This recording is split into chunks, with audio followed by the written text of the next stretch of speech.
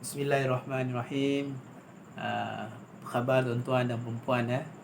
Alhamdulillah, hari ini saya diberi kesempatan oleh Allah Subhanahu Wa Taala untuk berkongsi sedikit ilmu.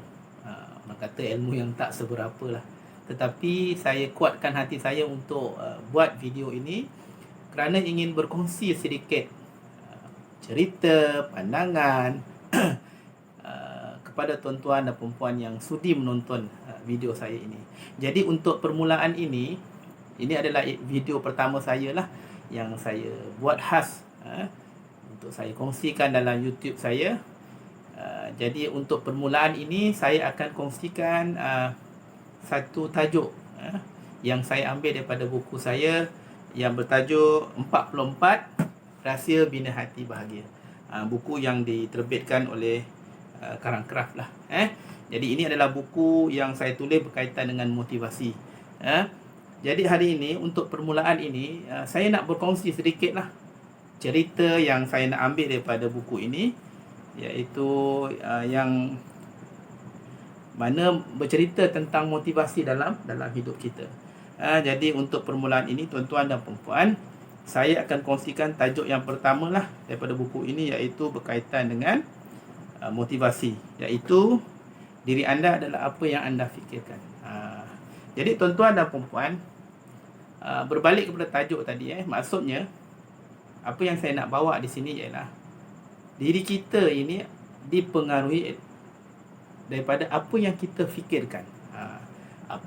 Bagaimana kita bertindak, bagaimana kita melaksanakan sesuatu, bagaimana mood kita pada hari tersebut, semuanya bermula daripada fikiran kita.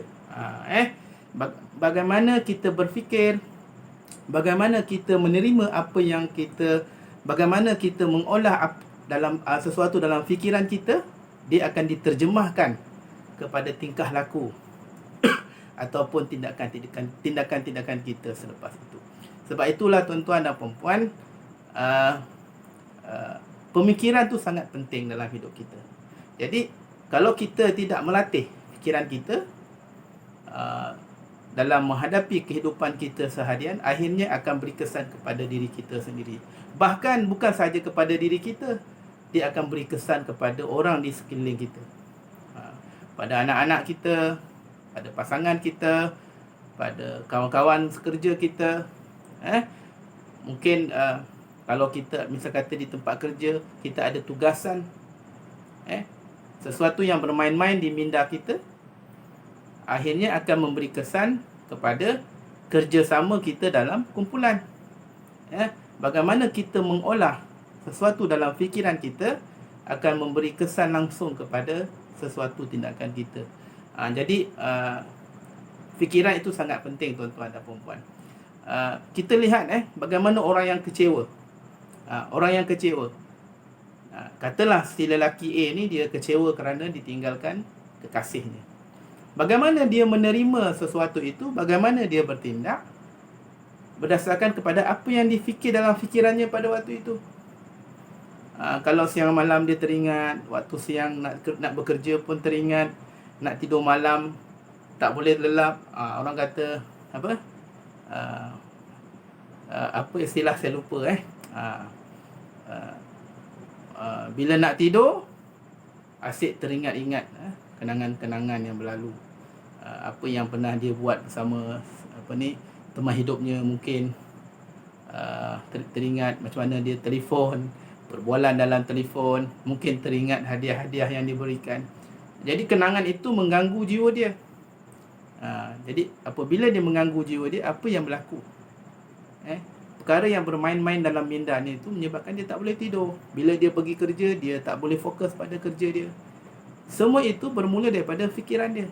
Bila fikiran tu kacau, menyerang minda dia, menyebabkan dia tidak boleh berfikir secara normal, akhirnya dia tidak boleh tidur. Bila dia pergi kerja, mungkin dia jadi seorang yang pemarah. Jadi semua itu akan memberi kesan langsung kepada diri dia. Mungkin dia banyak termenung. Mungkin mak ayah dia pun jadi risau, kenapa anak dia banyak termenung, kurang bercakap, kurang keluar bilik, balik kerja terus terperap dalam bilik. Bila dia cakap, bila ditanya sepatah yang dijawab. Semua itu kerana banyak benda yang bermain-main dalam fikiran dia, sehingga kan dia tak mampu untuk menguruskan dirinya. Sebab itulah tuan-tuan dan puan-puan, sekiranya lelaki A tadi dia dapat menguruskan fikiran dia, maksudnya dia boleh berfikir secara positif, bahawa dalam kehidupan ini semua itu telah pun ditakdirkan. Kalau dia boleh berfikir bahawa sesuatu yang berlaku pada hari ini adalah untuk Allah gantikan dia seorang wanita yang lebih baik pada masa hadapan, sudah tentu dia akan jadi tenteram. Sudah tentu dia boleh tersenyum. Di tempat kerja pun dia boleh fokus dalam bekerja. Tetapi kalau dia asyik berfikir yang bukan-bukan, dia asyik fikir kenapa perempuan tu tinggalkan dia, sehingga dia jadi derita. Sebab itulah kehidupan dia tidak terurus. Akhirnya dia menderita, bukan saja dirinya tidak dapat diuruskan dengan cara yang terbaik, malah dia menyebabkan orang-orang di sekitarnya terganggu sama. Kalau dia terpaksa buat tugasan tu dalam satu grup, mungkin kawan-kawan dia rasa tertekan kerana si A ni tidak dapat fokus pada tugas dia. Mungkin tarikh sekian-sekian dia kena hantar tugasan, dia tak dapat siap. Mungkin bos pun marah dekat dia kerana mungkin dia bila malam tak boleh tidur, siangnya datang kerja lewat. Sekali dua mungkin boleh dimaafkan, tapi kalau dah selalu, akhirnya dia akan beri kesan hubungan antara diri dia dengan orang di sekelilingnya. Jadi tuan-tuan dan puan-puan, untuk permulaan ini saya nak berkongsi tentang pemikiran, bahawa pemikiran itu sangat penting dalam hidup kita. Kalau kita tak uruskan pemikiran kita dengan cara yang terbaik, dia akan beri kesan langsung kepada kehidupan kita. Jadi apabila datang sesuatu perkara, apa yang saya nak kongsi ini ialah, bila datang sesuatu perkara yang mengganggu fikiran kita, yang menyebabkan kita rasa gelisah, fikiran dan hati saling berhubung kait. Bila fikiran kita terganggu, hati jadi gelisah. Jadi bila datang perkara-perkara yang mengganggu fikiran kita, sehingga kan kita jadi gelisah, apa yang kita perlu buat? Pertama sekali ialah kita perlu alihkan fikiran yang negatif tadi, kita keluarkan. Mungkin memanglah kita tak nampak fikiran tu keluar. Maksudnya bila dia masuk, kita keluarkan dia. Kita gantikan dia dengan fikiran yang positif. Kita kata dekat diri kita bahawa semua perkara ini pasti dapat kita atasi. Contoh kita ada masalah kan di tempat kerja. Contoh tugasan banyak. Tugasan datang bertimpa-timpa. Kita serabut. Tetapi bila kita keluarkan fikiran yang negatif tadi, kita katakan pada fikiran kita, kita letakkan sesuatu dalam otak kita dengan mengatakan, insya-Allah perkara itu mesti dapat diselesaikan. Dan kita sebut beberapa kali, kita fikir secara positif tadi, dan kita keluarkan melalui butir bicara kita. Bila orang cakap, insya-Allah mesti boleh buat. Mana datang perkataan insya-Allah boleh buat tu? Sebab fikiran kita tadi dah positif, dan kita akan rasa tenang. Dan akhirnya dia akan beri kekuatan kepada kita untuk bertindak. Jadi berdasarkan pengalaman saya sini, tuan-tuan dan puan-puan, kalau kita nak membuat sesuatu yang terbaik, walaupun kita berhadapan dengan pelbagai rintangan, selagi mana fikiran kita tidak diuruskan dengan cara yang terbaik, selagi mana fikiran kita kacau, jiwa kita akan kacau, kita tak boleh fokus. Tetapi bila mana kita percaya itu dah dalam otak kita, bahawa kita boleh buat yang terbaik, kita boleh hadapi semua permasalahan yang ada, dia akan mententeramkan hati, dan akhirnya kita dapat melakukan sesuatu dengan cara yang lebih tersusun, dengan cara yang lebih orang kata sistematik, sehinggalah perkara tersebut dapat kita selesaikan dengan cara yang terbaik. Jadi tuan-tuan dan puan-puan, untuk hari ini saya rasa cukuplah perkongsian saya, lebih kurang 10 minit ini, hampir 10 minit lah kan, berkaitan dengan pemikiran. Ini adalah permulaan saja, insya-Allah di lain masa saya akan kongsikan tajuk-tajuk yang lain.